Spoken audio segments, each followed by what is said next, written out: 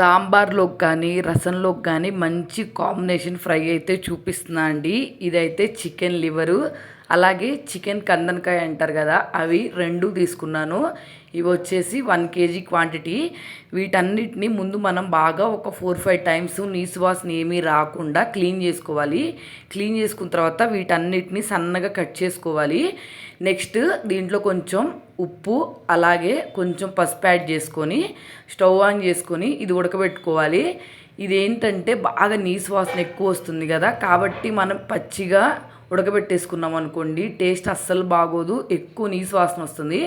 కాబట్టి ఒక 1 glass water add చేసుకొని బాగా కుక్ చేసుకొని మనం ఫ్రై చేసుకునే టైంకి ఈ వాటర్ అంతా తీసేసి ఒక 2-3 టైమ్స్ మళ్ళీ వాష్ చేసి ఫ్రై చేసుకున్నామంటే టేస్ట్ చాలా బాగా వస్తుంది.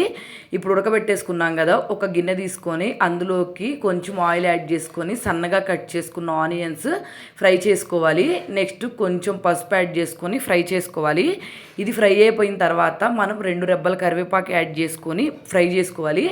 మనము ఇది ఫ్రై అయిపోయిన తర్వాత ముందుగా ఉడకబెట్టుకొని ఉంచుకున్నాం కదా లివర్, ఇదంతా కూడా వాటర్ ఏమీ లేకుండా దీంట్లో యాడ్ చేసుకొని ఒక 4-5 మినిట్స్ బాగా ఫ్రై చేసుకోవాలి.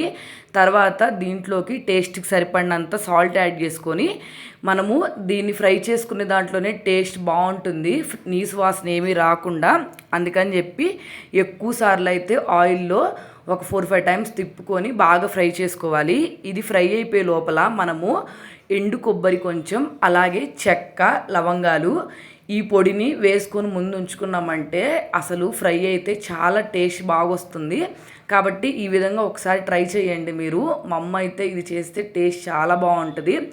ఎండు కొబ్బరి, చెక్క, లవంగాలు ఈ 3 ఇట్లాగా కోర్స్గా గ్రైండ్ చేసుకొని పక్కన పెట్టేసుకోవాలి. నెక్స్ట్ చిన్నులపాయి, కొబ్బరి, కారం ఈ 3 వేసిన కారం అయితే ఇదన్నమాట చిన్నులపాయి కారము.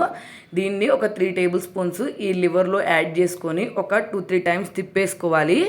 ఇది బాగా ఫ్రై అయిపోయిన తర్వాత నెక్స్ట్ మనం ముందుగా బ్లెండ్ చేసుకున్నాం కదా కొబ్బరి, చెక్క, లవంగాల పొడి, అదైతే మనం తీసుకున్న క్వాంటిటీకి ఎంతైతే అవసరం అవుతుందో అంతైతే యాడ్ చేసుకోవాలి. నేను కేజీ తీసుకున్నా కదా 3 టేబుల్ స్పూన్స్ యాడ్ చేసుకున్నాను.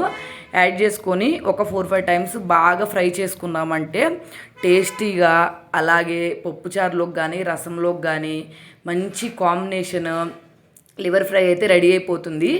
దించేసేటప్పుడు లైట్గా గరం మసాలా, అంటే హోమ్మేడ్గా చేసుకున్న గరం మసాలా, కొంచెం కొత్తిమీర ఇవి యాడ్ చేసుకుంటే టేస్ట్ అయితే చాలా బాగా వస్తుంది. ఒక్కసారి ఈ ప్రాసెస్లో మీరు చికెన్ లివర్ ఫ్రై ట్రై చేయండి, టేస్ట్ అదిరిపోతుంది. వీడియో నచ్చితే ఒకసారి సబ్స్క్రైబ్ చేసేసుకోండి.